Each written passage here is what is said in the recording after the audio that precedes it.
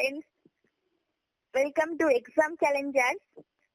আজকে আমি যে বিষয়টি নিয়ে আলোচনা করব সেই বিষয়টি হলো ভারত এবং তার প্রতিবেশী দেশ। এই ভিডিওটি যদি আপনারা মন দিয়ে দেখেন তাহলে এর মধ্যে থেকে 2 থেকে 3 নম্বর আপনারা কমন পাবেন। এটুকু আমি গ্যারান্টি দিয়ে বলতে পারি। এরকম অ্যাভেলেবল প্রশ্ন উত্তর যদি পেতে চান ইম্পর্টেন্ট, তাহলে ভিডিওটি লাইক করুন এবং চ্যানেলটিকে অবশ্যই সাবস্ক্রাইব করুন। চলুন শুরু করা যাক আজকের প্রথম প্রশ্ন। ভারতের প্রতিবেশী দেশের সংখ্যা কয়টি? ভারতের প্রতিবেশী দেশের সংখ্যা হলো 9টি। ভারতের প্রতিবেশী দেশগুলির নাম কি? ভারতের প্রতিবেশী দেশগুলির নাম হলো নেপাল, ভুটান, শ্রীলঙ্কা, পাকিস্তান, মায়ানমার, বাংলাদেশ, মালদ্বীপ, চীন এবং আফগানিস্তান। নেক্সট কোশ্চেন, কোন প্রতিবেশী দেশের কোন দিকে ঘিরে রয়েছে ভারতের সীমানা? উত্তর হবে বাংলাদেশ। কোন কোন প্রতিবেশী দেশের সঙ্গে ভারতের স্থলভাগের সীমানা রয়েছে? হবে চীন, নেপাল, ভুটান, বাংলাদেশ, মায়ানমার, পাকিস্তান ও আফগানিস্তান। সম্পূর্ণ স্থলভাগ বেষ্টিত ভারতের দুটি প্রতিবেশী দেশের নাম হবে নেপাল ও ভুটান। ভারত ও শ্রীলঙ্কা কোন প্রণালী দ্বারা বিচ্ছিন্ন? এই প্রশ্নটা খুবই ইম্পর্টেন্ট হবে পক প্রণালী। ভারতের এমন দুটি রাজ্যের নাম করো যা 3টি প্রতিবেশী দেশের সীমানাকে স্পর্শ করে আছে।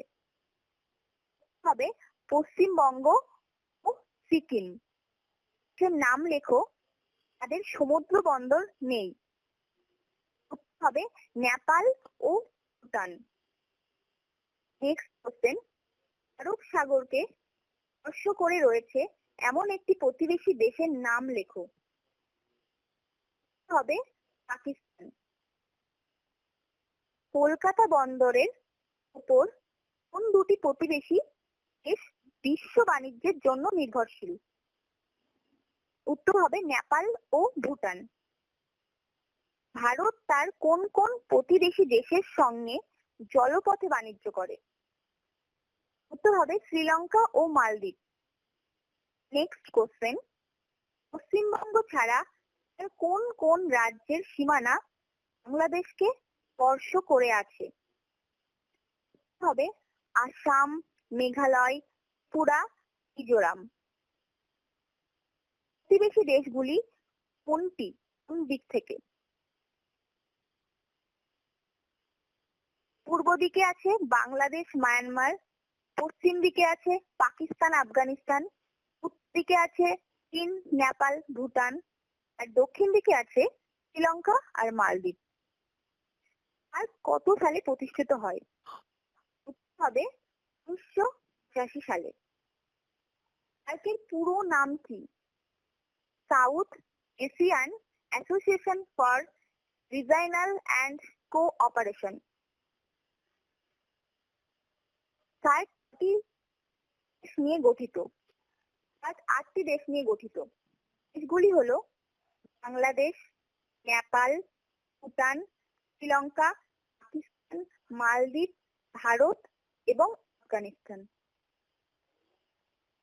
সার্কটির উদ্দেশ্যে গঠিত হয়।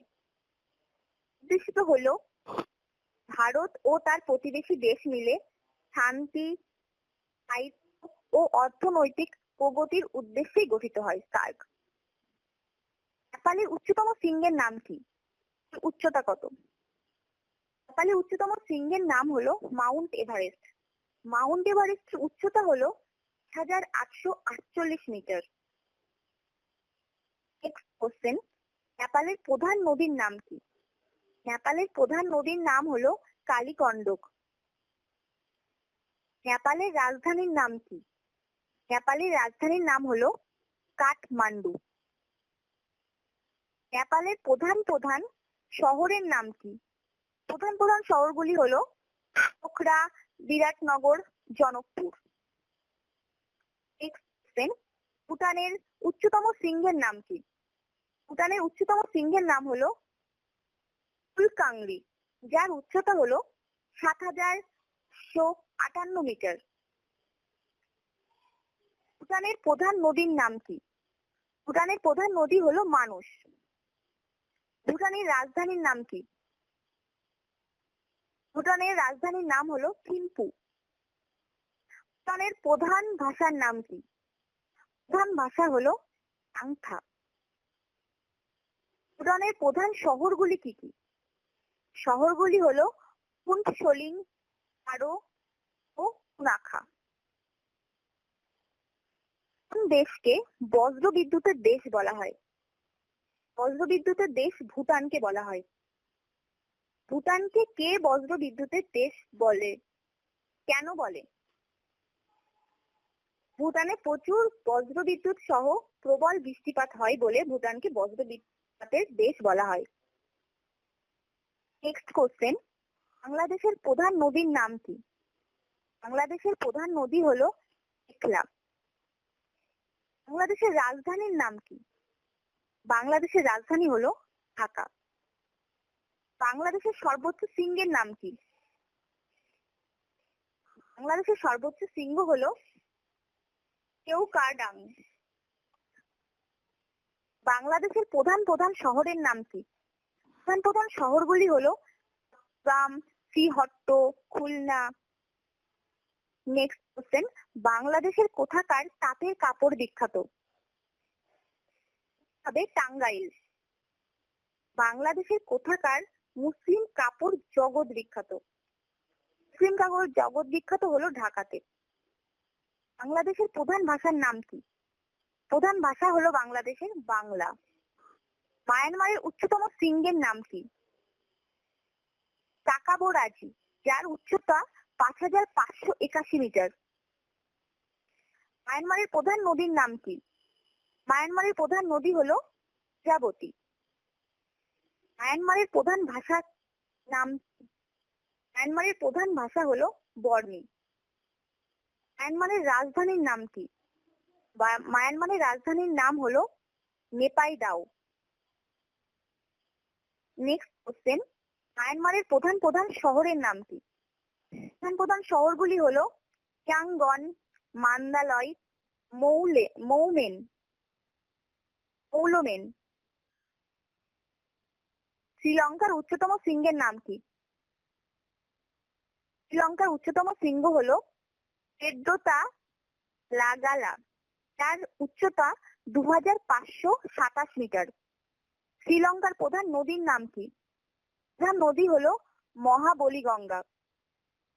শ্রীলঙ্কার রাজধানীর নাম কি? শ্রী জয়বর্ধন করতে। শ্রীলঙ্কার প্রধান ভাষা কি? প্রধান ভাষা হলো সিংহলি। মায়ানমারের কোন মূল্যবান রত্ন পৃথিবী জোড়া খ্যাতি নাম লাভ করেছে? উত্তর হবে পদ্মরাগমণি। শ্রীলঙ্কার প্রধান প্রধান শহর কি কি? প্রধান প্রধান শহরগুলি হলো কলম্বো, চাপনা, কান্তি ও রত্নপুরা। শ্রীলঙ্কার অধিবাসীদের প্রধান জীবিকা কি? প্রধান জীবিকা হলো কৃষিকাজ। শ্রীলঙ্কার প্রধান অর্থকারী ফসল কি? অর্থকারী ফসল হলো নারকেল। চাষে শ্রীলঙ্কা বিখ্যাত। রবার চাষে শ্রীলঙ্কা বিখ্যাত। পাকিস্তানের উচ্চতম শৃঙ্গের নাম কি? তিরিচমির, যার উচ্চতা ৭,৬৯০ মিটার।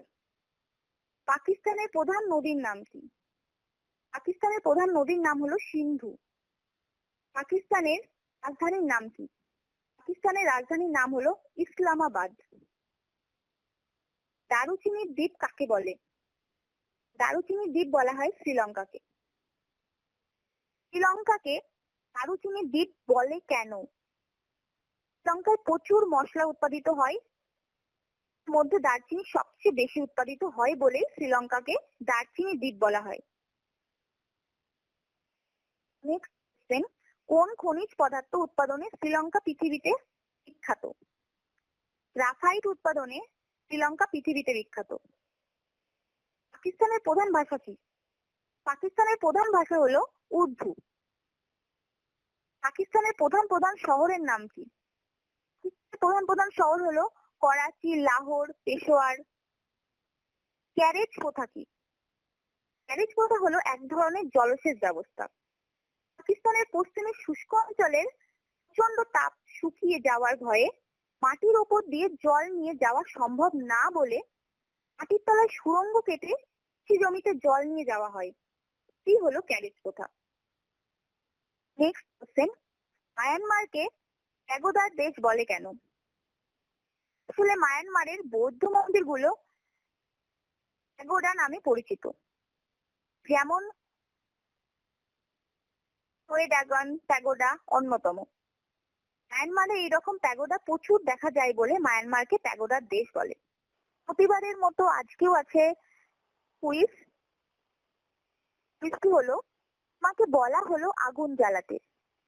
আমাকে এই জন্য দেওয়া হয়েছে কেরোসিন, কাগজ, মোমবাতি, ম্যাচ বক্স আর উল সুতা।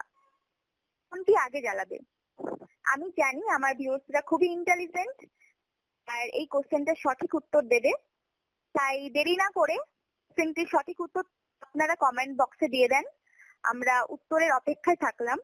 আজকের প্রশ্ন এই পর্যন্তই। ভিডিওটি দেখার জন্য ধন্যবাদ।